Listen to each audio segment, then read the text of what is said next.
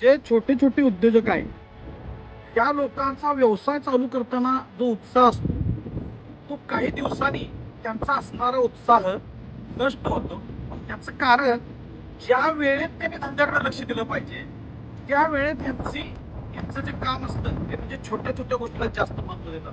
त्यामध्ये मित्रांनो जेवायला बोलवलं, पाहुणा आजारी पडला, मोठ्या पाहुण्याच्या लग्नाला जायचंय, कोणाच्या बारशाला जायचंय, ह्या गोष्टीला छोटा उद्योजक जास्त महत्व देतो आणि प्रत्येक वेळी त्या दिवशी तो शटर बंद करून तो त्या कार्यक्रम अटेंड करण्याचं काम करतो. यामुळं कालांतरानं सेटर बंद असल्या कारणाने किंवा दुकान बंद असल्या कारणानं गिरायकाची मानसिकता चेंज होते की बाबा हे सारखं बंद असतंय आणि त्यामुळं त्याच्याकडे गिरायकाचा ओघ कमी होतो.